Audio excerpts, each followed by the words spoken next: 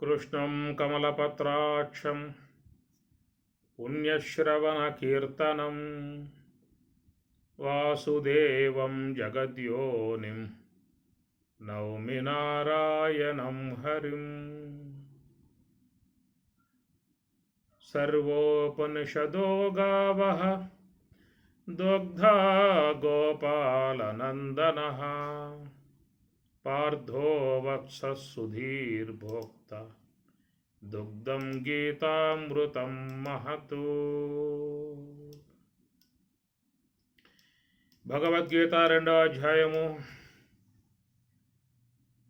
జాతస్య హి ధ్రువో మృత్యుః ధ్రువం జన్మ మృతస్య చ తస్మాత్ అపరిహార్యే అర్థే నత్వం శోచితుం అర్హసి. అవ్యక్తాదీని భూతాని వ్యక్తమధ్యాని భారత అవ్యక్తనిధనాన్యేవ తత్ర కా పరిదేవనా. జాతస్య హి ధ్రువో మృత్యుః ధ్రువం జన్మ మృతస్య చ. జాతస్య పుట్టినవానికి మృత్యు మరణము ధ్రువ నిశ్చయము అనేటువంటి అంశము. మృతస్య చనిపోయినటువంటి వాడు, దేహమును సాలించినటువంటి వాడు. జన్మ అనేది కూడా ధ్రువం నిశ్చయము అని రెండు అంశాలు. ఎక్కడ పుట్టింది మొదలు మరణ పర్యంతం వరకు ఉన్నటువంటి జీవనకాలం, మరణించిన తర్వాత మళ్ళా పుట్టుకకు మధ్యలో ఉన్నటువంటి వ్యవధి. రెండు అంశాలు ఎక్కడ. కాబట్టి పుట్టింది మొదలు మరణ పర్యంతం వరకు లోకంలో ప్రాణులు జీవిస్తున్నటువంటి విధానము. నిన్న విషయం మీద మరి 100 ఏళ్ల కాలం పాటు జీవింపగోరవయ్య అనేటువంటి మాటగా ఉపనిషత్తులు బోధించిన అంశాన్ని మనం ప్రస్తావించుకోవడం జరిగింది. మరి జాతశ పుట్టినటువంటి వాడు, మరి మరణం అనేటువంటి రెండు, అదొక గట్టు ఇదొక గట్టు, రెండు గట్లు ఉన్నాయి. మధ్యలో ప్రవాహం అనేది నడుస్తూ ఉన్నది. ఆ ప్రవాహం అనేటువంటిది 3 భాగాలుగా చేరి ఉన్నది. కౌమారం, యవ్వనం, జర. గతంలో స్వామి చెప్పిన అంశమే. కాబట్టి 3 దశలు మధ్యలో చేరి ఉన్నటువంటివి. బాలస్తావతు క్రీడాసక్తః తరుణస్తావతు తరుణీసక్తః వృద్ధస్తావతు చింతాసక్తః పరే బ్రహ్మణి కోపి న సక్తః అని శంకరాచార్యుల వారు కూడా మానవుని యొక్క జీవనకాలం ఏ యొక్క గమనం నడుస్తూ ఉన్నదో దాని యొక్క అంశాన్ని బోధిస్తూ, బాల్యావస్థలో మరి ఆటపాటలకు, యవనావస్థలో తరుణీసక్త అని అన్నారు స్వామివారు, వృద్ధస్థావత్ చింతాసక్త అనేటువంటి 3 అంశాలుగా నడుస్తూ ఉన్నది. కనుక వచ్చినటువంటి జీవితం నడుస్తున్నటువంటి వైనం చూసినట్లయితే మరి చిన్నతనం, బాల్యం నుంచే విద్యాభ్యాసం ఆరంభమవుతుంది. అదొక పెద్ద పోరాటం. ఆ విద్యా విధానం కూడా ఒక పెద్ద పోరాటం. ఆ విద్యా విధానాలకి ఖర్చు పెట్టేటువంటి వ్యయం కూడా చాలా భారీగా సాగుతున్న విధానము. అంత పెద్ద మొత్తాలు పెట్టి కూడా అందరూ ఆ చదువులను అధ్యయనం చేస్తూ ఉన్నారు. ఈ ప్రకారముగా ఒక ఉన్నతమైనటువంటి విద్యా విధానంగా ఎదగాలని చెప్పన్నట్లయితే దాదాపుగా మానవునికి 25 సంవత్సరాలు విద్యాభ్యాసం కోసంగానే ఖర్చు అయిపోతూ ఉన్నది. వచ్చినటువంటి జీవితము మరి ఈ ప్రకారంగా ఒక విద్యా విధానంగా చూసినట్లయితే మరి 25 సంవత్సరాలు కష్టపడి విద్యను అభ్యాసం చేస్తూ ఉన్నాడు. ఆ విద్య కూడా ఏమిటంటే జీవనానికి ఉపయోగపడేటువంటి విద్య. పూర్వకాలంలో అయితే జీవితం తరించటానికి ఉన్నటువంటి విద్యను ఆ కాలంలో అధ్యయనం చేసిన వైను మనం చూస్తాము. పూర్వకాలంలో మరి చిన్నప్పుడే ఉపనయన సంస్కారం చేసి వాళ్ళను ఆశ్రమాలకు పంపేవారు. అట్లా ఆశ్రమాలలో వాళ్ళు అన్ని విద్యలు అధ్యయనం చేయడంతో పాటు బ్రహ్మ విద్య కూడా అధ్యయనం చేసేవారు. కనుక మరి వేదములలో అన్ని విషయాలు కూడా చెప్పడం జరిగింది. వ్యాపార సంబంధము కానీ అన్ని వృత్తులు మనకి అధర్వణ వేదంలో చెప్పడం జరిగింది. అవన్నీ కూడా ఆ విద్యలన్నీ కూడా ఆశ్రమాలలో ఆ కాలంలో విద్యాధ్యయనం చేయటమే కాకుండా దాంతోపాటు మరి ఉపనిషత్ సమ్మతమై ఉన్నటువంటి బ్రహ్మ విద్యను కూడా అధ్యయనం చేసేవారు. అలాగా బ్రహ్మ విద్య అధ్యయనం చేయటం కారణంగా వాళ్ళని బ్రహ్మచారులు అనే మాటగా ఆ కాలంలో పిలుస్తూ వస్తున్నది. ఈ కాలంలో కూడా మరి బ్రహ్మచారులు అని చెప్పని అంటాం. వివాహానికి పూర్వం ఉన్నటువంటి విధానంలో బ్రహ్మచారులు అని చెప్పని అంటాం. కాబట్టి బ్రహ్మచారులు అంటే వివాహం కాకపోతే అని చెప్పిన అర్థం కాదు. ఆ కాలంలో చిన్నతనంలోనే ఈ బ్రహ్మ విద్యను అధ్యయనం చేసేవారు కాబట్టి అందువల్ల వారిని ఆ బ్రహ్మచారులనే విధానంగా. కనుక ఆ కాలంలో మానవులకు బ్రతకడానికి తగినటువంటి యొక్క విద్యలను బోధించడమే కాకుండా తరించడానికి ఉపయుక్తమై ఉన్నటువంటి బ్రహ్మ విద్య కూడా ఆ కాలంలో బోధించిన విధానం. భారతీయ సంస్కృతిలో ఈ రెండు అంశాలు వాళ్ళకి ఆ చిన్నతనంలోనే అలవాటు అనగా అభ్యాసం చేయించేవాళ్ళు. ఇటు వ్యావహారిక సంబంధమై ఉన్న బతకటానికి యోగ్యమై ఉన్నటువంటి యొక్క విద్యలను అధ్యయనం చేయించడంతో పాటు మరి మోక్ష సంబంధము జ్ఞాన సంబంధమై ఉన్నటువంటి విద్యను కూడా ఆ కాలంలో మన యొక్క భారతీయ సంస్కృతిలో ఉన్నటువంటి ఒక గొప్ప ఆచారం. కానీ ఈనాడు చూసినట్లయితే కేవలం బతకటానికి ఉపయోగపడేటువంటి విద్యల వరకు అధ్యయనం చేస్తున్నారు తప్ప జీవితం తరించడానికి మనశ్శాంతిగా జీవించడానికి పరమశాంతిగా జీవించడానికి ఉండేటువంటి జ్ఞానాన్ని మాత్రం దూరం చేసి పారేశారు. ఎక్కడా లేదు, ఏ స్కూళ్ళల్లో కూడా లేదు. ఏదన్నా ఉంటే ఆశ్రమాలలో ఉండేటువంటి స్కూళ్ళు అలాంటి వాటిలో చెప్పే తప్ప ప్రభుత్వ సంబంధమై ఉన్నటువంటి స్కూళ్ళల్లో మానవులకు విజ్ఞానాత్మకమై ఉన్నటువంటి యొక్క విద్యను పూర్తిగా మరుగు చేసేశారు. అయితే పూర్వకాలం మాత్రం ఉన్నది. ఆ కాలంలో అనగా మీ యొక్క వయసు మీకంటే మీ పెద్దవాళ్ళ వయసు ఆ కాలంలో ఏమన శతకం కానీ సుమతి శతకం కానీ భాగవత పద్యాలు అన్నీ కూడా మరి సంస్కృతము ఇవన్నీ కూడా ఆ కాలంలో చెప్పారు. కానీ ఈ కాలానికి ఏమైందని చెప్పంటే కేవలం వాడు బతకటానికి పనికొచ్చే విద్యలు మాత్రమే సంపదలు సంపాదించుకోవడానికి యోగ్యమై ఉన్నటువంటి యొక్క జ్ఞానాన్ని మాత్రమే బోధిస్తున్నటువంటి విధానము. కాబట్టి అందుచేత మానవుడు ఆధ్యాత్మికంగా నష్టపోయే పరిస్థితి ఉన్నది. అది స్కూళ్ళ ద్వారా అందే విధానంగా లేదు. కనీసం వాళ్ళకు పిల్లలకు గృహములో ఉన్నటువంటి వాళ్ళైనా చెప్పగలిగితే లేదా వాళ్ళకి గురువులై ఉన్నట్లయితే అలాంటి వాళ్ళని పిలిపించి వాళ్ళ ద్వారా ఏమన్నా చెప్పించినట్లయితే వాళ్ళు జ్ఞానపరంగా ఎదిగే అవకాశం అనేది ఉంటుంది. దీన్ని గమనించాల్సిన అంశము. కాబట్టి చిన్నతనము నుంచి బాల్యం నుండి యవన దశ వచ్చేదాకా ఏ యొక్క విద్యలు అధ్యయనం చేస్తూ ఉన్నాడో ఆ చేసేటువంటి యొక్క విద్య అనేటువంటిది దానికి బ్రహ్మ విద్య కూడా తోడైతేనే వాడు సంపూర్ణమైనటువంటి యొక్క జ్ఞానం గలవాడుగా ఎదిగే విధానం ఉంటుంది.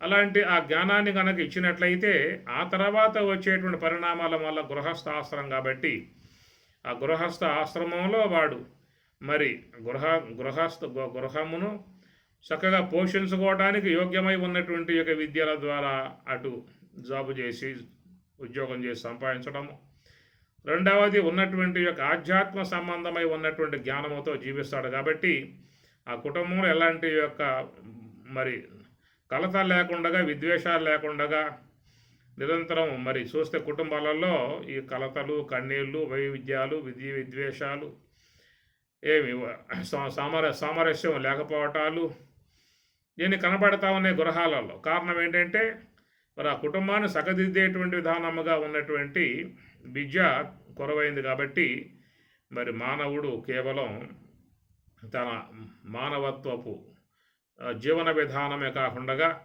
ఇక ఆశ్రయ సంబంధమై ఉన్న గుణాలకు లోనై జీవితాలు జీవిస్తూ ఉండటం కారణముగా కుటుంబాలలో చాలా వరకు భార్యాభర్తలలో కానీ పిల్లల్లో కానీ ఐక్యత లేకుండా అనైక్యతా విధానానగా పోతున్నటువంటి వైనం చూస్తూ ఉన్నాము. కాబట్టి వచ్చినటువంటి యొక్క జీవన విధానం అంతా 3 తరగలుగా మనం చెప్పుకున్నటువంటి విధానము. జాతస్య హి ధ్రువో మృత్యు అనగా జాతస్య పుట్టటము, మృతో అనగా మరణం, రెండు ఆపాక్యపాక రెండు కట్టలై ఉండగా మధ్యలో ఉన్నటువంటి జీవన ప్రవాహం అది 3 దశలుగా అని చెప్పని, బాల్యం, యవ్వనం, వృద్ధాప్యము అని చెప్పని. కాబట్టి ప్రకారం 25 సంవత్సరాలు విద్యాభ్యాసంగా అయిపోయింది. ఆ తర్వాత సంసార జీవన విధానం ఆరంభమవుతుంది. ఆ సంసార జీవన విధానంలో ఏర్పడ్డటువంటి మరి సంతతి, ఇక వాళ్ళని పెంచి పెద్ద చేసి వాళ్లకు విద్యాబుద్ధులు నేర్పించి వాళ్ళకు మంచి చెడ్డ చూసి వాళ్ళ మంచిగా ఎదిగింపజేసి కనుక కుటుంబానికి కావాల్సినటువంటి వనరులన్నీ సమకూర్చుకుంటూ మరి వాళ్ళందరినీ కూడా ఒక ఇంటి వాళ్ళుగా చేయటానికి పడేటువంటి యొక్క పాట్లు, తిప్పలు, ఇబ్బందులు, దీంతో మరి చూసినట్లయితే ఆ యవ్వనం కాస్త ఉన్నటువంటి శక్తి అంతా ఆ సంసార పోషణకు, బిడ్డల యొక్క సంరక్షణకు, వాళ్ళ పిల్లలు పేరెంటాలకు ఆ విధంగా అయిపోయింది. ఇక 60 వచ్చేసినండి రిటైర్మెంట్ అవుతాడు. ఆ తర్వాత వృద్ధాప్యం. ఇక ఆ దశలో ఇంద్రియ సముదాయం పనిచేసే విధానం పూర్తిగా మానుకోవడం జరుగుతుంది. కనుక సమస్త ఇంద్రియ వ్యవహారం అంతా కూడా పూర్తిగా మార్పు వచ్చేస్తుంది. ఇక ఏవి కూడా చూడలేడు, వినలేడు, తిరగలేడు, తినలేడు, ఏ కార్యములు చేయలేడు, సంపాదించలేడు. కాబట్టి ప్రకారముగా మరి వృద్ధాప్యం అనేటువంటిది ఆరోపకంగా పోతున్నటువంటి విధానము, దాంతో జీవితాన్ని ముగింప చేసుకోవటము, ఇది సామాన్యముగా లోకమంతా కూడా ఉన్నటువంటి విధానము. బాలస్తావతు క్రీడాసాక్తః ఆటల పాటల బాల్యము గడుచును, ఆపై యౌవనమబ్బునురా, చీటికి మాటికి చింతజేతువిక, శ్రీహరినెప్పుడు దలతువురా. హరి హరి హరి హరి గోవిందాయని స్మరణము జేయర మూఢమతే, అరయగయమునకు నడ్డమెని వ్యాకరణము దెల్పగ మందమతే. హరి హరి హరి హరి గోవిందాయని. బాలత్వమున బిత్తరై నలుగడల బారాడు సిగ్గులేక, పాలుపడి యౌవనమున విషయానుభవముందు నారాయణ, ముదిమి వచ్చిన వెనుకను సంసార మోహంబు మానలేక, తుదినేగు కర్మగతులా నేటికి నిముదమేమి నారాయణ. శతకంలో ఈ 3 దశల గురించి దాంట్లో చెప్పుకొచ్చిన విధానము. ఈ ప్రకారముగా మరి జననము, మరణము అనేటువంటి దానికి మధ్యలో చూసినట్లయితే మరి 3 అవస్థలుగా చేరి ఉన్నటువంటి జీవన ప్రయాణము, అది ఆటపాట్లతో, బాల్యం తెలియంతనముతో, ఇంద్రియ వికాసం లేక, మనో వికాసం లేక, బుద్ధి వికాసం లేక, సత్యాసత్య జ్ఞానం లేక ఆ పసితనం అనేటువంటిది వెంటాడుతుంది. దాదాపు 15-20 ఏండ్ల దాకా ఆ తెలియంతనమే ఎక్కువగా కొనసాగుతుంది విద్యా వ్యవస్థ అనే దానిలో కొనసాగే విధానం. ఇక ఆ తర్వాత కొంచెం ఇంద్రియ వికాసం, శరీర పటుత్వం, అవయవ సముదాయంలో పటుత్వం వచ్చేసరికి మరి అక్కడ మరి మానవుడు ఈ సంసార లంపట అనేటువంటి దానికి గురవుతూ ఉన్నాడు. దాంతోనే ఆ జీవితం ఆ విధంగా బాధ్యతలతో ఒక మరి అవన్నిటినీ కూడా రంగరించుకొని నడుస్తున్నటువంటి జీవితం, ఆటుపోట్లు, దుఃఖములు, బాధలు, వేదనలు, ఉన్నది లేదు, ఆర్థిక సమస్యలు, అప్పుల గొడవలు, ఇంట్లో ఉండేటువంటి యొక్క సమస్యలు, అవన్నీ తీర్చేటువంటి యొక్క పరిష్కారములు, ఇట్లా ఒక సముద్ర విధానముగా, సాగర మదనంలాగా సాగిపోతున్నటువంటి జీవన విధానము. ఆ తర్వాత వృద్ధాప్యముతో మరి జీవితం ముగుస్తున్నటువంటి వైనము. ఈ ప్రకారంగా మానవుల యొక్క జీవన విధానము జాతస్య హి ధ్రువో మృత్యు. కాబట్టి రెండింటి యొక్క మధ్యలో నడుస్తున్నటువంటి కాలమానం. రెండవది ఉన్నది మృతస్య, చనిపోయినటువంటి వాడికి జన్మము ధ్రువం అని చెప్పి అన్నాడు.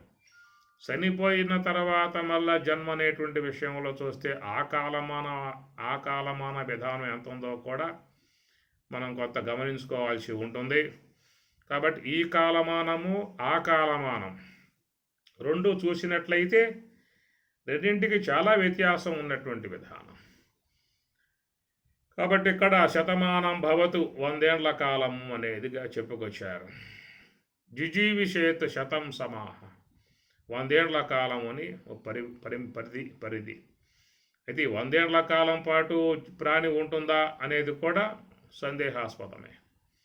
ఎందుకంటే చాలామంది బాల్యంలోనే తనువు సాలించి వెళ్ళిపోయే వాళ్ళు ఉన్నారు.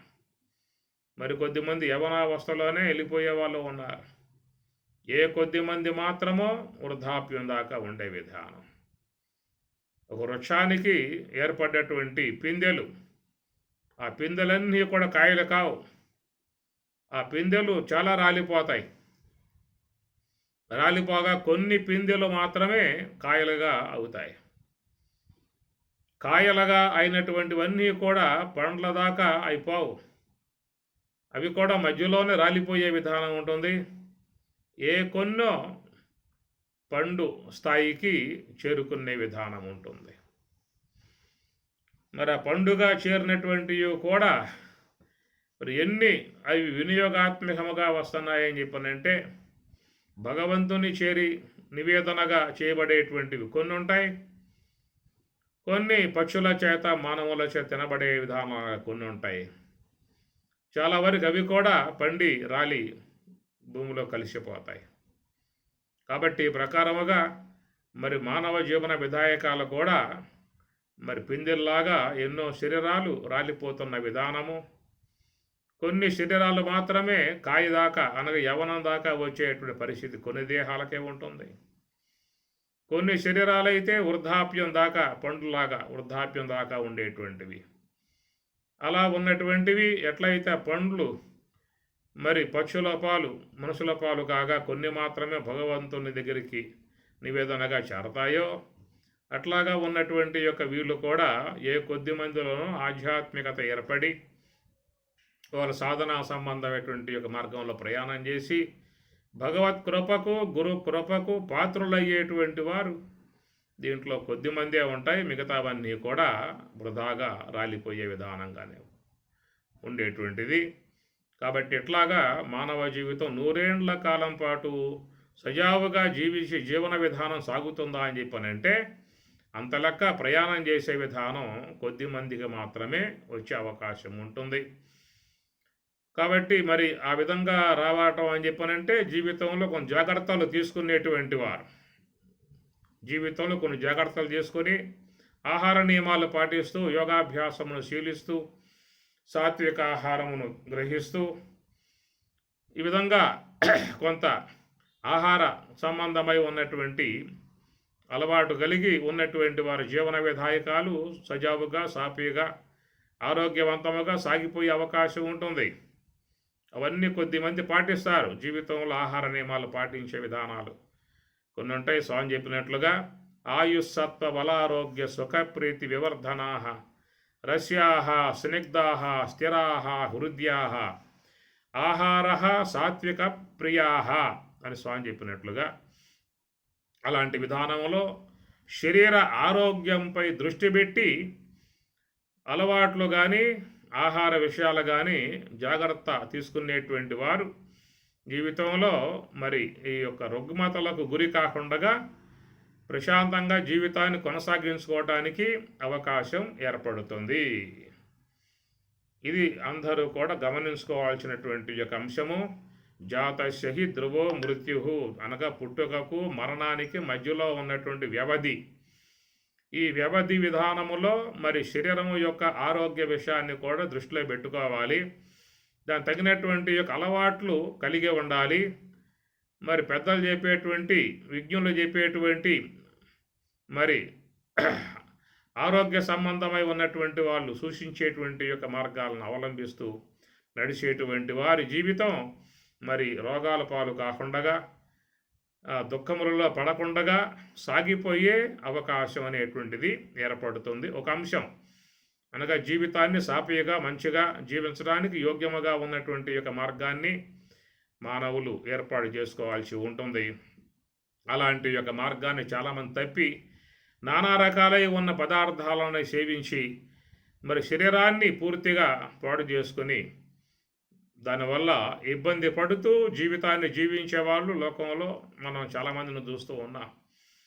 ఈనాటి ఇన్ని ఆసుపత్రులు కానీ, ఇన్ని మందులు కానీ, ఎంత వ్యవహారం కానీ, ఇవన్నీ కూడా ఎందుకు వస్తున్నాయి అని చెప్పనంటే మనకు మరి పెద్దలు చెప్పేటువంటి ఆరోగ్య సంబంధమై ఉన్నటువంటి యొక్క మార్గాలని, సూచనలను అనుసరించకుండా ఏది పడితే అది తినేసి మరి ఆహార పదార్థాల్లోన పడేసి శరీరాన్ని పూర్తిగా ఆరోగ్యం నుంచి దూరమైపోయే విధానముగా చేసుకుని నడుస్తున్న విధానం. దాంతో అనేక మంది బాధలు పడుతూ ఉన్నారు. ఎప్పుడు కూడా దీర్ఘకాలిక వ్యాధులు సోకినప్పుడు ఇక వాటితో నిరంతరంగా పోరాటం చేసేటువంటి యొక్క విధానమే దీర్ఘకాలిక వ్యాధులు. ఇప్పుడు కొన్ని ఏదన్నా తలనొప్పో, పొట్టనొప్పో, కాలు నొప్పో ఇవన్నీ వచ్చినాయి అంటే 4 పూటలు నిలిపోతాయి. అవి పర్వాలేదు తట్టుకుంటాడు, ఏదో మందులు వాడతాడు, బయటపడతాడు. కానీ దీర్ఘకాలికంగా ఉన్నటువంటి యొక్క వ్యాధులు చుట్టేసినప్పుడు దానివల్ల నిరంతరంగా బాధపడుతూ జీవితాన్ని జీవించుకోవాల్సి ఉంటుంది. కనుక ఈ కోణములోనే చాలామంది లోకంలో ప్రయాణం చేస్తున్నటువంటి విధానము. కాబట్టి ఆరోగ్యాన్ని దృష్టిలో పెట్టుకుని మనకు పెద్దలు చెప్పేటువంటి ఆరోగ్య సంబంధమై ఉన్నటువంటి న్యాచురోపతి అని చెప్పని అన్నారు కదా. కాబట్టి మరి ఆయుర్వేదిక్ అని చెప్పని అంటారు, అల్లోపతి అని చెప్పని అంటారు. రకాలుగా ఉండేటువంటి వాటిలలో న్యాచురోపతి అనగా ప్రకృతి పరంగా ఉన్నటువంటి వాటిలను తీసుకున్నట్లయితే మంచిగా శరీరాన్ని ఆరోగ్యంగా కాపాడుకునే అవకాశం ఏర్పడుతుంది. దాదాపుగా మనకి జూమ్లో వచ్చేటువంటి వాళ్ళల్లో చాలా వరకు మరి 2 దశలు దాటిపోయి 3వ దశలో ఉన్న విధానం. ఇంకా మాకు అవి చెప్పే లాభం ఏముందండి, మాది అయిపోయింది కదా, ఇదేదో చెప్పే మాట కొంచెం వయసులో ఉండగా చెప్పినట్లయితే జాగ్రత్త పడేవాళ్ళమేమో, ఇక అయిపోయింది, చివర అంకానికి వచ్చేసామేక ఇంకా దాని గురించి మేము విన్నా కానీ మాకు కలిగేటువంటి ప్రయోజనం ఏమిటి అనే భావం కలిగే అవకాశం ఉంటుంది. కాబట్టి ఈ వయసులో ఉన్నటువంటి విధానంలో కూడా కొంత నియమాలు పాటించుకుంటే మరి ఆ యొక్క వృద్ధాప్యం కూడా చక్కగా మంచిగా ఎవరికి ఇబ్బంది లేకుండా, ఎవరిని ఇబ్బంది పెట్టకుండా మన పనులు మనం చేసుకుంటూ జీవనం చేసుకునే అవకాశం కూడా ఉంటుంది కొంతవరకు. కనుక ఈ మార్గాన్ని మన యొక్క రాబోయే తరం ఏదైతే ఉన్నదో కుటుంబాలలో ఆ పిల్లలకు చెప్పాల్సి ఉంటుంది. అనగా మన తరం అయిపోయినప్పటికీ కూడా మన గృహములో వచ్చేటువంటి వాళ్ళు ఎవరైతే ఉన్నారో రాబోయే తరం వాళ్ళ విషయంలో కానీ కొంచెం ఆహార విషయాలలో తల్లిదండ్రులు, పెద్దలు జాగ్రత్తలు వహించినట్లయితే వాళ్ళ జీవితాలన్నా కొంచెం బాగా ఉండే అవకాశము ఏర్పడుతుంది. చిన్నప్పటి నుంచే వాళ్ళకి అలాంటి అలవాట్లు ముఖ్యంగా చేయగలగాలి. ఆరోగ్యంగా ఉండే విధానముగా, శరీరం మంచిగా ఉండే విధానముగా, చక్కగా మరి మంచిగా ఉండే విధానముగా ఉండేటువంటి యొక్క వాట్లను గమనించి పిల్లలకు చేసినట్లయితే వాళ్ళ జీవితాలన్నా కొంతవరకు బాగుపడే అవకాశం ఉంటుంది. కాబట్టి ఇక్కడ వచ్చినటువంటి యొక్క జీవితాన్ని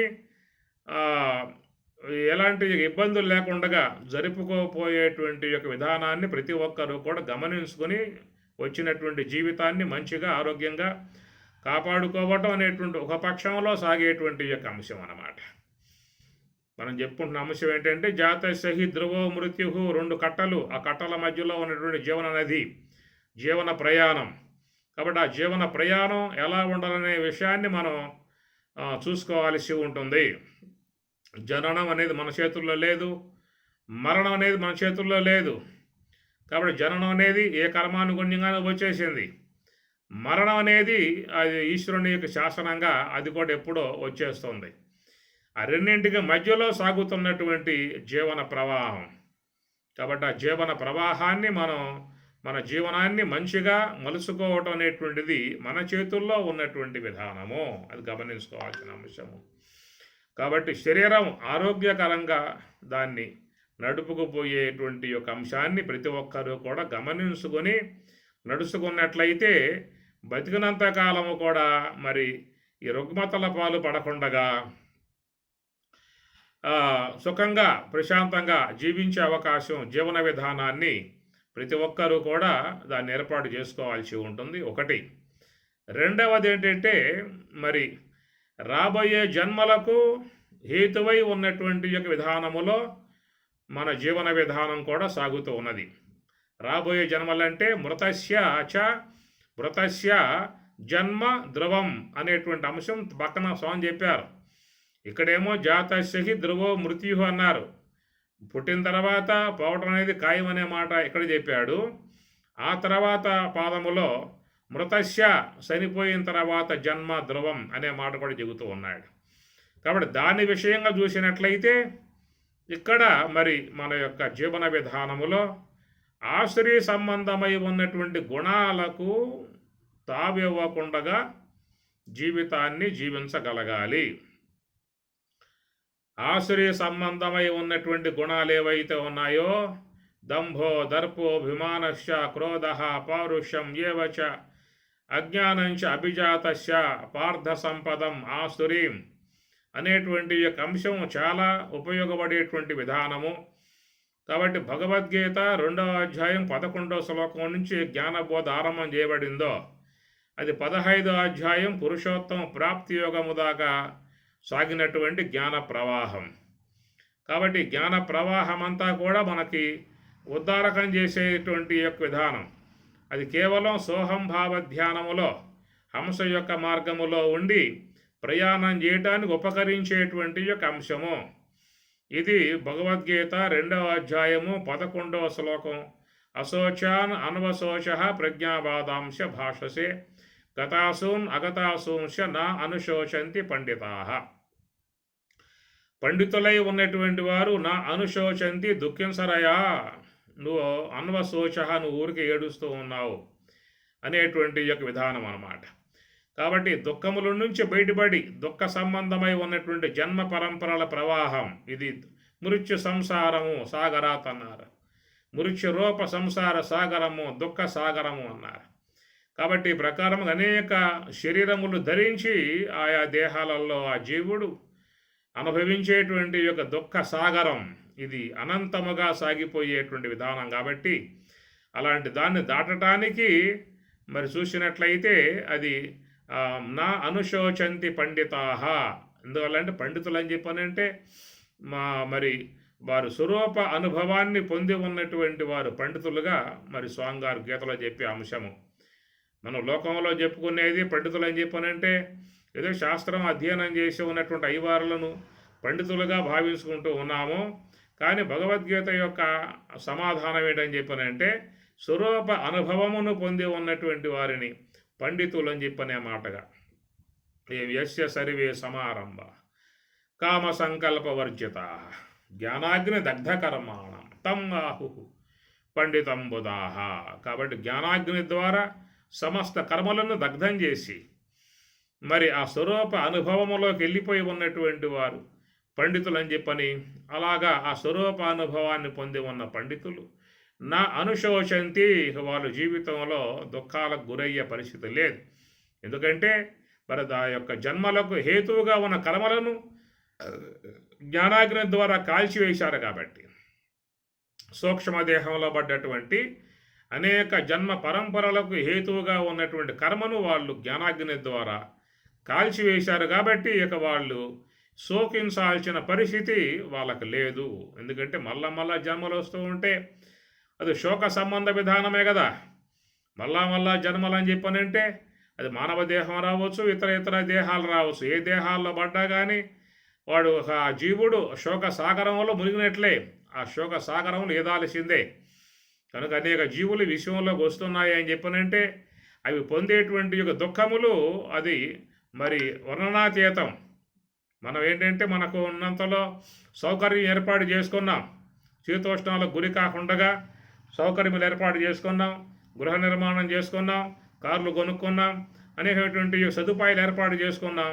కాబట్టి కొంతవరకు జీవన విధానాన్ని మెరుగుదిద్దుకొని సుఖంగా సాగిపోయే విధానంగా మానవుడు చేసుకున్న విధానమైతే ఇతర జీవుల దేహాలన్నీ కూడా నానా కష్టాలు పడేటువంటి విధానము. ఏ సమయంలో ఎటు నుంచి మృత్యు వస్తుందో కబలించి వేస్తుందో తెలియకుండా భయముతో జీవించే విధానము. మరి చలికాలం వనకాల్సిన విధానం, వేసవికాలం ఎండలకు ఎండాల్సిన విధానము, వర్షాకాలంలో తడిసి ముద్దై దుఃఖాలు పొందే విధానముగా ఉన్నటువంటి జీవితాలు. ఏ జీవితం ఏనాడు ఏ యొక్క జీవికి బలైపోతుందో కూడా తెలియని విధానాలుగా ఉన్నటువంటి జీవితములు ఇతర దేహాలలో కలిగి ఉన్నటువంటిది. అందువల్ల ఈ జీవుడు అలాంటి యొక్క జన్మ పరంపర ప్రవాహంలో పడటము ఒక దుఃఖ సాగరములో పడ్డటువంటి విధానము అని దాని పరమాత్మ గీతలో మృత్యు సంసార సాగరాత్ అని చెప్పని, మృత్యు రూప సంసార సాగరం దుఃఖ సాగరముగా ఆయన పోలుస్తూ ఉన్నాడు. అలాంటిది మన ముందు ఉన్నటువంటిది, మన ఎదురుగా ఉన్నటువంటిది, మనకున్నటువంటి యొక్క సౌకర్యములు, మనకున్నటువంటి యొక్క సదుపాయములు, మనకున్నటువంటి యొక్క సుఖవంతమై ఉన్నటువంటి యొక్క ఆశ్రయాలు, ఇవన్నీ కూడా మరి కొద్ది రోజుల్లోనే మరి కనురెప్పపాటుతో అన్నీ కూడా తొలగిపోయే పరిస్థితి. ఆ తర్వాత వచ్చేటువంటి యొక్క జన్మ పరంపరా విధానం చూసినట్లయితే ఎడిపోతుందో తెలియదు. కనుక దానికి సంబంధించినటువంటి యొక్క అంశమే మృతస్య జన్మ ద్రవం అనేటువంటిది అక్కడ చేరి ఉన్నటువంటిది. కాబట్టి అలాంటి యొక్క దానికి మనం ఎక్కడే దానికి సిద్ధం చేసుకుంటూ ఉన్నటువంటి విధానము.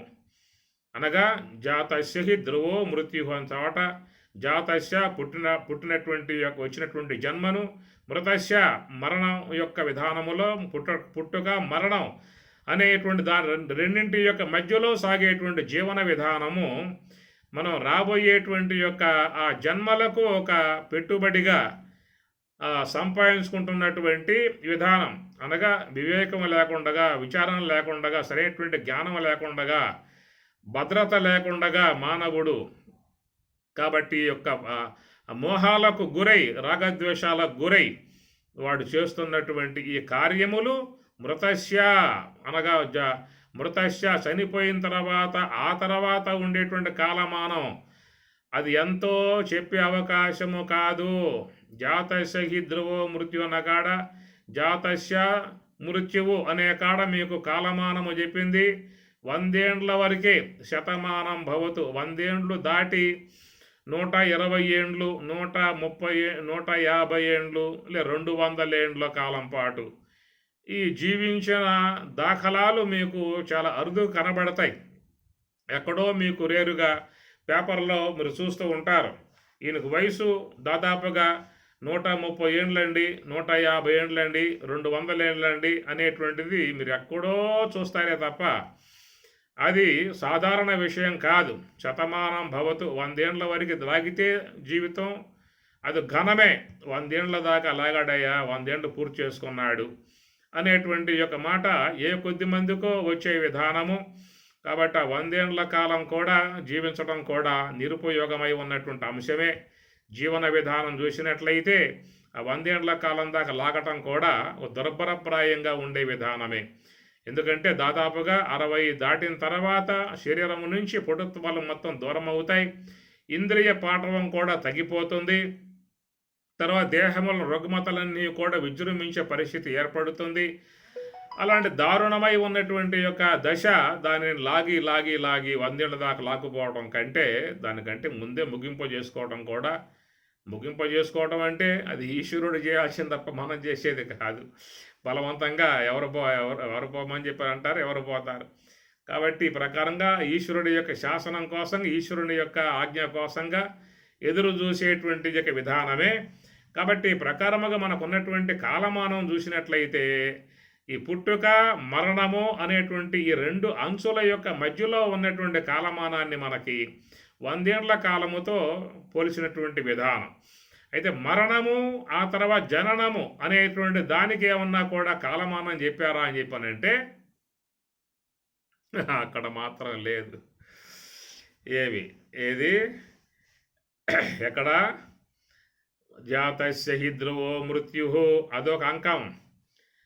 తర్వాత ధ్రువం జన్మ మృతస్య చనిపోయినటువంటి వానికి జన్మ ధ్రువం, అది రెండో అంకం అన్నమాట.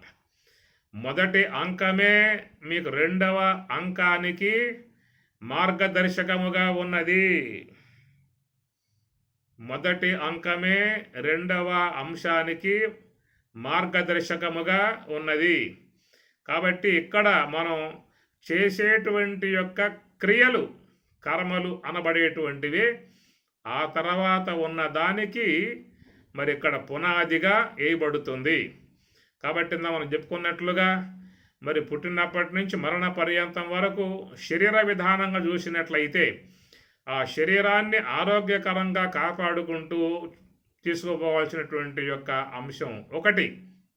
ఎందుకంటే దేహముతో మనం సఖ్యత కలిగి ఉన్నాం కాబట్టి, దేహముతో అనుబంధం కలిగి ఉన్నాం కాబట్టి, దేహముతో మన జీవన విధానం నడిచే విధానంగా ఉన్నది కాబట్టి, అలాంటి యొక్క ఆ జీవన విధానంలో దేహము ద్వారా ఇబ్బంది పడకుండా ఉండేటువంటి స్థాయిల్లో శరీరాన్ని కాపాడుకోవటము అనేటువంటి విషయాన్ని ప్రతి ఒక్కరూ కూడా గమనించుకొని ఎలాంటి అలవాట్లు, ఎలాంటి యొక్క ఆచరణ, ఎలాంటి విధాయకాలు కలిగి ఉన్నట్లయితే ఆ శరీరం భద్రతగా ఉంటుందో, ఆరోగ్యకరంగా ఉంటుందో, సాత్విక విధానంగా ఉంటుందో అన్నటువంటి కోణములో మరి ఆ మనిషి అవగాహన కలిగిపోవటం ఒక పక్షం. అది ఒక పక్షం అది దేహం వరకే, ఈ స్థూల దేహం వరకే, ఆ స్థూల దేహం వరకు ఉన్నటువంటి అంశం అన్నమాట. రెండవది ఏంటంటే మన జీవనం అనేటువంటిది.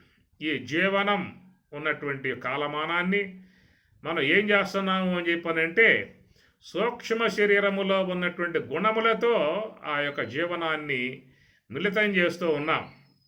కాబట్టి అందుచేత మనం చూసినట్లయితే భగవద్గీత 16వ అధ్యాయం చాలా ఉపకరించేటువంటి యొక్క అంశము కనుక ఆ యొక్క జీవితంలో ఏ జీవన గమనం ఉన్నదో ఆ జీవన గమనానికి చక్కటి వివరణాత్మక అంశాన్ని మనకి 16వ అధ్యాయంలో స్వామి చెప్పారు. కేవలం సోహంభావ ధ్యానము ద్వారా నివృత్తి మార్గంలో ప్రయాణం చేసి అన్నమయ కోశము, ప్రాణమయ కోశము, మనోమయ కోశము, విజ్ఞానమయ కోశము, ఆనందమయ కోశాలు దాటుకొని మరి స్వరూప అనుభవాన్ని పొందటానికి ఉపకరించేటువంటి యొక్క అంశము భగవద్గీత 2వ అధ్యాయం 11వ శ్లోకం నుంచి 15వ అధ్యాయం పురుషోత్తం ప్రాప్తి యోగం 15వ అధ్యాయం చివరి వరకు సాగినటువంటి యొక్క ఇదంతా కూడా కేవలం మోక్ష సంబంధము, యోగ సంబంధము, మనస్సుని శ్వాస మీద పెట్టి నివృత్తి మార్గంలో ప్రయాణం చేయటానికై ఉన్నటువంటి యొక్క అంశములే చక్కగా దాంట్లో వివరణాత్మకంగా వచ్చాయి. ఇక్కడ మనం చెప్పుకున్న విధానములో పుట్టుక, మరణము అనేటువంటి దాని మధ్యలో చేరి ఉన్నటువంటి కాలమానం, జీవన కాలమానం అనేటువంటి దాన్ని మనం దేంతో నింపుతూ ఉన్నాం? ఆసురీ గుణాలతో నింపుతూ ఉన్నామా, దైవీ గుణాలతో నింపుతూ ఉన్నామా? ఇది ప్రధాన అంశము. కనుక ఆ అధ్యాయం చాలా ఉపకరిస్తుంది మనకి. దాన్ని ముఖ్యంగా అందరూ కూడా ఎవరైతే జీవన కాలం కలిగి ఉన్నారో, జీవన గమనం కలిగి ఉన్నారో వాళ్ళందరూ కూడా 16వ అధ్యాయాన్ని అధ్యయనం చేయాల్సి ఉంటుంది. ఎందుకని చెప్పానంటే మరి ఆ యొక్క ఆసురీ గుణాలను ఆదరించి ఆసురీ గుణాలతో జీవితాన్ని కనుక కొనసాగించినట్లయితే ఆ తర్వాత చెప్పినటువంటి యొక్క అంకం ఏమిటి? మృతస్య చ జన్మ. ఆ మృతస్య చనిపోయిన తర్వాత మళ్ళా జన్మ అనేటువంటి దాని యొక్క మధ్యలో కొనసాగేటువంటి యొక్క దానికి మనం ఇక్కడ పునాదిగా వేసుకుంటూ ఉన్నాము. కనుక ఆశ్రయ సంబంధమై ఉన్న గుణాలను ఆదరించి వాటిని ఆచరణలో పెట్టుకొని జీవితాన్ని జీవించే విధానముగా పోతూ ఉన్నామా, లేక దైవీ గుణాలను ఏర్పాటు చేసుకుని దైవీ గుణాలతో మిళితమై మన జీవన గమనాన్ని కొనసాగిస్తున్నామా అనేటువంటి దాన్ని బట్టే ఆ తర్వాత ఉన్నటువంటి మృతస్య చ జన్మ, చనిపోయిన తర్వాత చనిపోయిన దేహము సాలించింది మొదలు మరల దేహమును ధరించేదాకా ఉన్నటువంటి కాలమాన విధానము. దానికి చూసినట్లయితే మహాత్ములు చెప్పినటువంటి యొక్క అంశము ఈ కర్మ సిద్ధాంత విధానముగా 5 అంకాలు బోధించారు.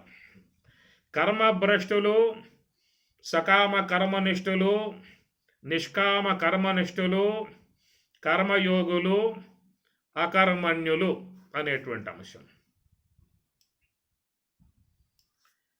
కర్మభ్రష్టులు అని చెప్పనంటే ఇక వాళ్ళు కేవలం ఈ ఆశ్రయ సంబంధమై ఉన్న గుణాలను ఆదరించి వాటితో మిళితమై వారు వాళ్ళ జీవన విధానాన్ని కొనసాగించుకుంటూ పోతారు.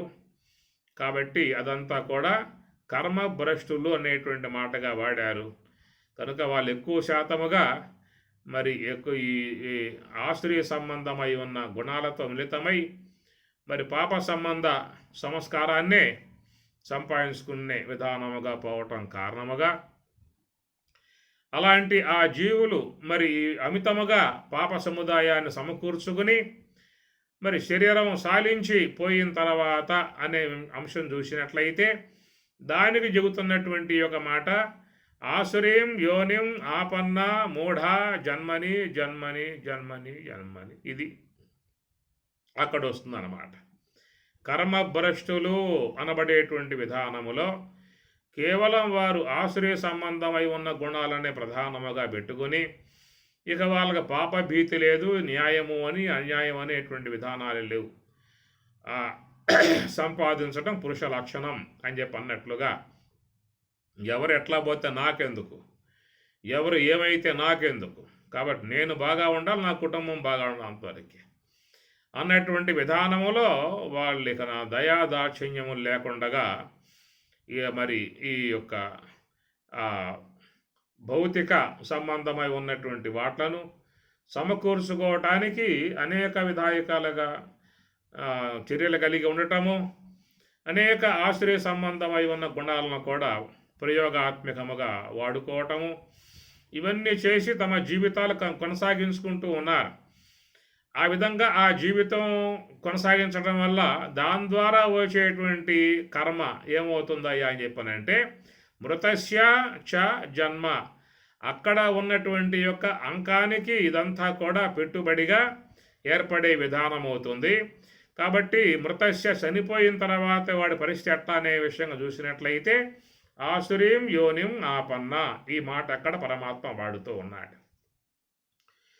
త్రివిధం నరకస్యేదం ద్వారం నాశనం ఆత్మనః కామః క్రోధః తదా లోభః తస్మాత్ ఏతతో త్రయం త్యజేతు. ఆసురీం త్రివిధం నరకస్య ద్వారం, కాబట్టి నరకస్య ద్వారం నరకానికి తీసుకుపోయేటువంటివి, దుఃఖాల పాలు చేసేటువంటి, నరకం అంటే దుఃఖమే. ఏమి ఈ నరకలోకాలకు లాక్కుపోయే విధానము, నరక వేదన పడేటువంటి విధానముగా ఉన్నటువంటి ప్రాణులలో పడేసే విధానముగా ఉన్నటువంటి గుణాలు, ఆశ్రయ సంబంధ గుణాలను బోధిస్తూ స్వామివారి ఇక్కడ త్రివిధం నరకస్య ద్వారం అన్నాడు.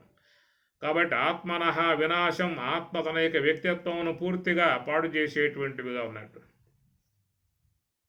ద్వారం నాశనం ఆత్మనః, తన వ్యక్తిత్వమును నాశనం చేసే విధానం.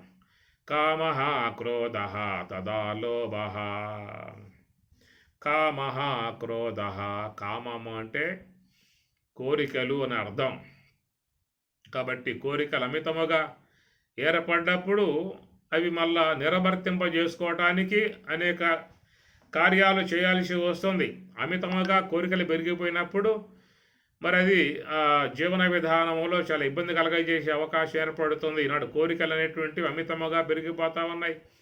తనకున్నటువంటి వనరులు ఏమిటి, తనకున్న పరిస్థితి ఏమిటి, ఎంతవరకు మనం ఈ విధముగా బతకగలుగుతాం అనే విషయం లేకుండా మరి ఇంట్లో అందరూ కూడా ఎవరికి వారు అమిత కోరికలు పెంచుకుంటూ పోతూ ఉన్నప్పుడు అవి తీర్చుకోవాలని చెప్పనంటే వచ్చే వనరులు, వచ్చేటువంటి యొక్క ఆదాయం చాలక, ఉన్న వనరులు చాలక అధిక శాతంలో అన్యాయ మార్గాలలో పడి పోయేటువంటి విధానం అవుతుంది. ఆశాపాశ శతై బద్ధాః కామ క్రోధ పరాయణాః, ఈహంతే కామభోగార్థం అని స్వామి చెప్పాడు. ఈహంతే కామభోగార్థం, ఈహ ఈ లోకములో కామభోగార్థం కామములను భోగములను అనుభవించడానికి అన్యాయేన అర్ధ సంశయాన్ అన్నాడు. అన్యాయేన అన్యాయ మార్గములో అర్ధ సంశయాన్ ధనాన్ని ఆర్జించాల్సిన పరిస్థితి ఏర్పడుతుంది. కాబట్టి అలాంటి విధానములో అమితమైనటువంటి కోరికలు పెరిగినప్పుడు మరి అవి పాప మార్గాలకు లాక్కుపోయేటువంటివిగా ఉంటాయని చెప్పనేమాట. కామక్రోధ తదా లోభ ఏ తస్మాత్ ఏతత్ త్రయం త్యజేత్. ఇలాంటి ఈ గుణాలు మూడే చెప్పాడు. ఎక్కడ చాలా ఉన్నాయి గుణాలు ఇవన్నీ కూడా. కాబట్టి గుణాలన్నీ కూడా తర్వాత కాలంలో ఏం చేస్తున్నాయి అని చెప్పనంటే మరి అపరిమితమై ఉన్నటువంటి కాలమానం అక్కడ చేరి ఉన్నది. ఇక్కడేమో జన్మకు మరణానికి 100 ఏళ్ళు చెప్పాం. 100 ఏళ్ళు దాటిపోయే పరిస్థితి సాధారణంగా లేదు. 100కు లోపే చాలా వరకు దేహములు సాలించి పోయే విధానం. కానీ మరణం తర్వాత మళ్ళా జననం అనేటువంటి యొక్క కాలమానం చూసినట్లయితే అక్కడికి మనం చేసుకుంటున్నటువంటి యొక్క పెట్టుబడిగా మరి ఇక్కడ స్వామి చెప్పినట్లుగా త్రివిధం నరకస్య ద్వారం నాశనం ఆత్మ ఆత్మ కామ క్రోధదా లోభ తస్మాత్ అనేటువంటి దానిగా ఈ గుణాలు అనేటువంటివన్నీ కూడా ఆశ్రయం యోనిం ఆపన్న అనేటువంటిది. ఆశ్రయ సంబంధమై ఉన్న యోనులు అని చెప్పనంటే దాన్నే భాగవతంలో కూడా కలయోనులెందెల్ల గర్భాద్యవస్థల పురుషుండు దేహి అయి పుట్టుచుండు అన్నాడు. కలయోనులెందెల్ల గర్భాద్యవ కలయోనులు అంటే నానా రకాలై ఉన్నటువంటి జీవులు ఈ విశ్వంలో ఉన్నాయి. కాబట్టి అలాంటి దేహాలలో పడేటువంటి యొక్క పరిస్థితిగా ఎప్పుడైతే జీవుడు ఆ యొక్క ఆ మార్గంలో పడ్డాడో వానికి ఎంతకాలంగా చెప్పే అవకాశం ఉంటుంది చెప్పండి. ఇక్కడంటే మనం 100 ఏళ్ళు చెప్పాం. ఏది పుట్టుక మరణము అనేటువంటి దాని రెండింటి యొక్క మధ్యలో ఉన్న కాలమానాన్ని శతమానం భవతు జిజీవిషేత శతం సమ 100 ఏళ్ళు. కాబట్టి 100 ఏళ్ళు అన్నారే కానీ ఆ 100 ఏళ్లకు పూర్వమే ఆ 100 ఏళ్లకు దిగువగానే అందరూ కూడా తమ ప్రయాణాలు కొనసాగించుకుంటున్న విధానము. కానీ తర్వాత ఉన్నటువంటి మరణానంతరము దాని తర్వాత జననానికి మధ్యలో ఉన్న దాన్ని చూసినట్లయితే దానికి చెప్పిన మాట ఇక్కడ ఆశ్రయం యోనిం ఆపన్న మూఢ అనే మాట.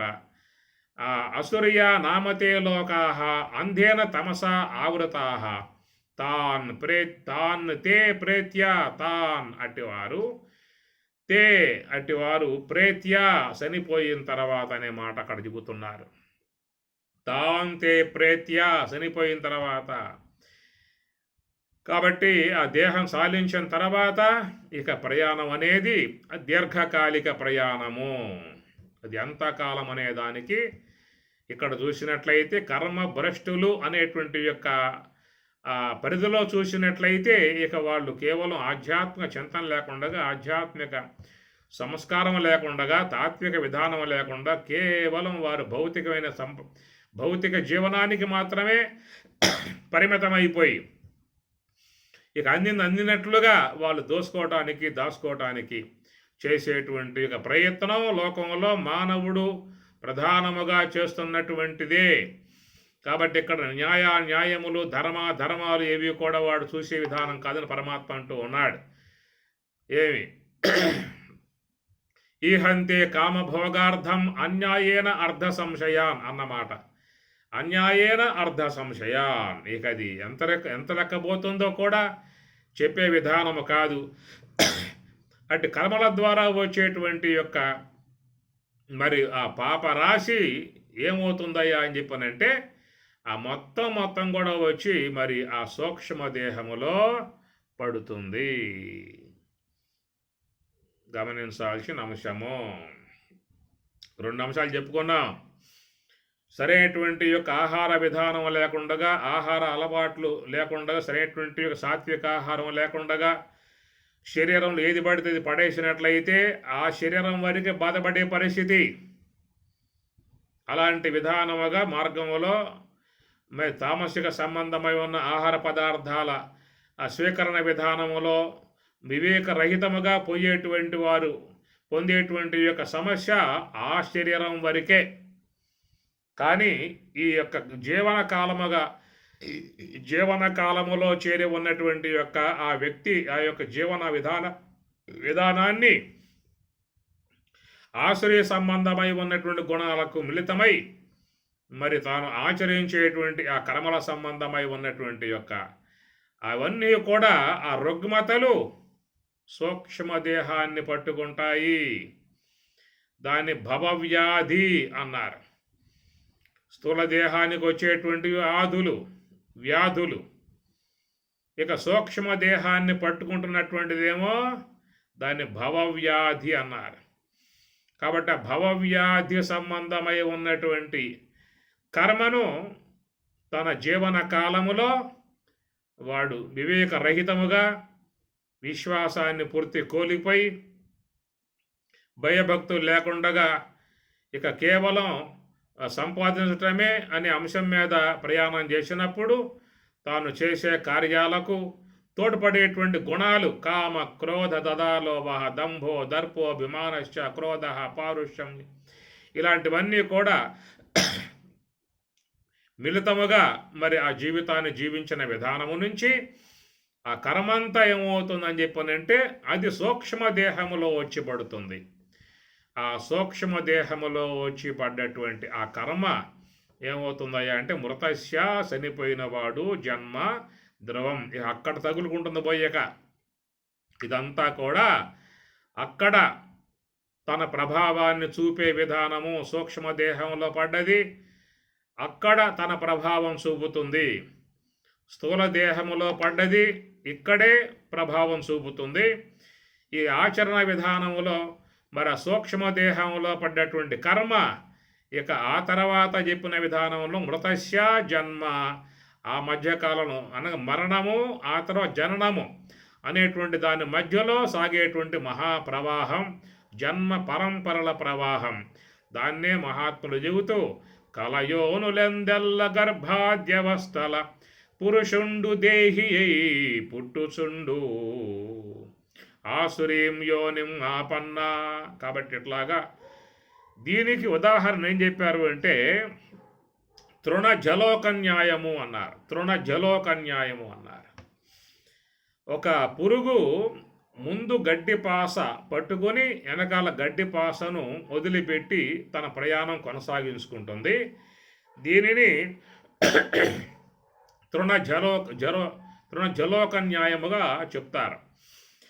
అట్లాగా వీళ్ళకి ఇక ఉత్తమ లోకాలకు పోవటం అంటూ ఇక్కడ లేదు. ఇక అంటే తనువు సాధించిన తర్వాత ఈ జీవుడు ఉత్తమ గతులకు ప్రయాణం చేస్తాడనే మాట కూడా ఉంది కదా. అలాంటి విధానం ఇక్కడ లేదు ఇక. ఎందుకంటే వీడు కర్మభ్రష్టుడు. దాంట్లో పోతే కర్మభ్రష్టుడు తర్వాత సకామ్య కర్మనిష్ఠుడు, తర్వాత నిష్కామ్య కర్మనిష్ఠుడు, ఆ తర్వాత కర్మయోగి, ఆ పైన అకర్మణ్య విధానం. 5 అంకాలుగా ఉన్నాయి, 5 అంశాలుగా ఉన్నాయి. 5 అంశాలలో మొదటి అంశం మనం చెప్పుకుంటూ ఉన్నాము. ఈ మొదటి అంశములోనే చాలా వరకు లోకంలో మానవ సముదాయం జీవిస్తూ ఉన్నది. పుణ్యపాపములు ఆర్జించుకోవటము అనేటువంటి యొక్క ఆర్జన సంబంధ అంశము ఒక మానవ తనువునందు మాత్రమే ఉన్నది అని చెప్పి మానవేతర తనువులు గల జీవితాలకు ఈ పుణ్యపాప ఆర్జన అనేటువంటి ఒక చెప్పలేదు. ఎందుకంటే మానవుడు తప్ప మిగతా జీవులన్నీ కూడా ప్రకృతి యొక్క నియంత్రణకు కట్టుబడి ఉన్నాయి. ప్రకృతి ఏ స్వభావం ఇచ్చిందో ఆ స్వభావాన్ని జీవిస్తూ ఉన్నాయి. ఆ ప్రకృతి వాటికి ఎలాంటి యొక్క ఆహార నియంత్రణ పెట్టిందో అట్టి ఆహారాన్ని భుజిస్తూ ఉన్నాయి. అందువల్ల ఇతర ప్రాణులన్నీ కూడా వాటికి బుద్ధి వికాసం లేదు, సత్యాసత్యాల గురించి ఆలోచించే విధానం లేదు, న్యాయాన్యాయముల గురించి ఆలోచించే విధానం లేదు, బంధమోక్షాల గురించి ఆలోచించే విధానం వాడికి లేదు. కేవలం వచ్చిన జీవితాన్ని మరి ఆ జీవనం గడుపుకోవటానికి కావాల్సినటువంటి ఆహారాన్ని సమకూర్చుకోవడం తప్ప వాటిల్లో పుణ్యపాపములు అని చెప్పని ఆ మోక్షం జన్మ అనేటువంటిది ఏవైతే ఉన్నాయో అవన్నీ కూడా వాటి దగ్గర ఆ అంశాలు లేవు. ఎందుకంటే ఈ అంశాలన్నీ కూడా మనకి శాస్త్రం ద్వారానే తెలియబడుతూ ఉన్నాయి. కనుక శాస్త్రం కనుక లేకపోతే మనకో తెలియవు. కాబట్టి ఆ శాస్త్రము, ఆ శాస్త్ర సంబంధ అవగాహన ఒక మానవుని యందు మాత్రమే ఏర్పడి ఉన్నటువంటి యొక్క అంశము. కాబట్టి ఇక్కడ మానవుడు తన యొక్క బుద్ధి వికాసాన్ని పొందాడు. శాస్త్రం ద్వారా సత్యమేదో అసత్యమేదో, న్యాయమేదో అన్యాయమేదో, ధర్మమేదో అధర్మమేదో, మోక్షమేదో బంధమేదో, ఇవన్నీ కూడా మరి బుద్ధి వికాసము కలిగి ప్రవర్తిస్తున్న విధానం. కాబట్టి ఇక్కడ మా యొక్క మోక్షం సంపాదించుకోవటం కానీ, పుణ్యం సంపాదించుకోవటం కానీ, జ్ఞానం సంపాదించుకోవటం కానీ, పాపం సంపాదించుకోవటం కానీ, ఇవన్నీ కూడా మానవ దేహం దగ్గరే చేరి ఉన్నటువంటి అంశములు కనుక, కాబట్టి ఇలాంటి యొక్క చక్కటి వికాసవంతమై ఉన్నటువంటి దేహాన్ని పొందినప్పటికీ కూడా చాలా వరకు మానవ సముదాయం అంతా కూడా బాహ్యమై ఉన్నటువంటి యొక్క వాటిలకు లోనై, ఆదాయములకు బాగా మరి వాటికి లోనై, ఇక అన్యాయ మార్గముగా అన్నట్లుగా ఆశాశతై బద్ధాహ, ఆశాపాశములు శతై, అనేక ఆశలు పెంచుకున్నాడు. మోఘాశ మోఘకర్మాణ మోఘజ్ఞాన విచేతస రాక్షసీం ఆసురీం చైవ ప్రకృతిం మోహినీం శ్రితాహ అని కూడా స్వామి చెప్పిన మాట. మోఘాశ వ్యర్థ ఆశలు, మోఘకర్మాణ వ్యర్థ కర్మలు, మోఘజ్ఞాన వ్యర్థ జ్ఞానములు, ఈ విధమైనటువంటి యొక్క ఇలాంటివి కలిగి లోకంలో జీవించేటువంటి మానవ సముదాయంలో ఎంతమంది, ఎంత శాతం అనేది ఎవరికి వారుగా చూసుకోవాల్సిన అంశమే. కాబట్టి ఈ ప్రకారమైనటువంటి యొక్క జీవన విధానం జీవించినప్పుడు ఆ వచ్చినటువంటి యొక్క ఆ కర్మలు పోయి సూక్ష్మదేహములో పడుతున్నాయి. కాబట్టి ఆ విషయం చాలామందికి తెలియదు, చాలామంది తెలిసే విషయం కాదు. ఇది కేవలం శాస్త్రాన్ని అధ్యయనం చేసిన వాళ్ళకి మాత్రమే తెలియబడే అంశము తప్ప, లోకంలో చాలామందికి ఏంటంటే ఉన్నదేమిటి ఫిజికల్ బాడీ, ఈ శరీరము అనేటువంటి భావనే తప్ప, అంతకుమించి ఉన్నటువంటి యొక్క అంశాలు శాస్త్రం అధ్యయనం చేసిన వాళ్ళు తెలియబడతాయి. సూక్ష్మదేహము, కారణదేహము, మహాకారణము, దాని తర్వాత చేతనాత్మకమై ఉన్న బ్రహ్మము, ఇవన్నీ ఎవరికి తెలుస్తాయి? ఎవరైతే గురువును ఆశ్రయించి గురువుతో తత్వశాస్త్ర అధ్యయనం చేసేటువంటి వారికి తెలియబడేటువంటి యొక్క అంశములు అన్నమాట. అంతలెక్క మానవుడు ప్రయాణం చేస్తూ ఉన్నాడా, అది ఎవరికి వారుగా చూసుకోవాల్సినటువంటి యొక్క అంశము. కాబట్టి ఈ ప్రకారముగా భౌతికమునకు లోనై ఉన్నాడు. తన జీవించే జీవన విధానాన్ని గురించి చెప్పుకొస్తూ భగవద్గీతలో మోఘాశ మోఘకర్మాణ మోఘజ్ఞాన విచేతస రాక్షసీం ఆసురీం చైవ ప్రకృతిం మోహినీం శ్రితాహ అన్నాడు పైగా స్వామివారు. రాక్షసీ సంబంధమై ఉన్నటువంటి యొక్క కేలి రాక్షసీం, ఆసురీం అన్నాడు అసుర సంబంధమై ఉన్నటువంటి వ్యవహారం, మోహినీం అనగా మోహ సంబంధమై ఉన్న విధానాలు, ఇవన్నీ కూడా చాలా వరకు మానవుని యందు చేరిపోయి అలాంటి యొక్క జీవన విధానాన్ని కొనసాగించుకుంటూ పోతున్నటువంటి వాడు ఆ తత్సంబంధమై ఉన్నటువంటి యొక్క కర్మంతా కూడా వచ్చి సూక్ష్మదేహములో పడేసుకుంటూ ఉన్నాడు. ఆహార పదార్థాల విషయముగా స్థూల దేహములో పడేసిన విధానములో, ఇక్కడ ఇబ్బంది పడుతున్న విధానము, ఇక్కడ యాతనలు పడుతున్న విధానము, ఇక్కడ దుఃఖాలు పొందుతున్న విధానము ఈ దేహ పరిధి వరకే. కానీ ఇలాంటి కర్మలు ఆచరించి సూక్ష్మదేహములో పడవేసేటువంటి యొక్క ఏ కర్మ అయితే ఉన్నదో ఆ కర్మ అనేటువంటిది ఏంటంటే జాతస్య హి ధ్రువో మృత్యు ఒక అంశమైతే మృతస్య జన్మ. కాబట్టి చనిపోయిన తర్వాత మళ్ళా జన్మ అనేటువంటి యొక్క ఆ వ్యవధిలోకి వీడు చేసుకునేటువంటి కర్మలు, సూక్ష్మదేహములో పడవేసేటువంటి కర్మలు అక్కడ ఆ రెండవ పాదములో అన్వయమయ్యేటువంటివిగా ఉన్నాయి. చాలామంది లోకములో ఈ కోణములోనే, ఈ పరిధిలోనే తన జీవితాలు కొనసాగించుకుంటూ ఉన్నారు. ఈ విధముగా పోయేటువంటి వాళ్ళ అంశముగా చెబుతూ వాళ్ళు ఏమన్నారంటే కర్మభ్రష్టులు అనే మాట వాడారు. ఇంకా మిగతాయి చూసినట్లయితే సకామ్య కర్మనిష్ఠులు, నిష్కామ్య కర్మనిష్ఠులు, కర్మయోగులు, అకర్మణ్యులు అనేటువంటి వారు మరి మృతస్య చనిపోయిన తర్వాత మళ్ళా జన్మ ఎత్తేటువంటి లోపల జరిగే పరిణామాలకి అక్కడ చెప్పుకొస్తున్నటువంటి అంశములు అవి మనం తిరిగి మరలా అధ్యయనం చేయాల్సి ఉంటుంది. ఓం సహనా భవతు సహనౌ భునక్తు సహ వీర్యం కరవావహై తేజస్వినావధీతమస్తు మా విద్విషావహై. ఓం శాంతి శాంతి శాంతి. హరి ఓం తత్సతు. శ్రీ గురుభ్యో నమః. హరి ఓం.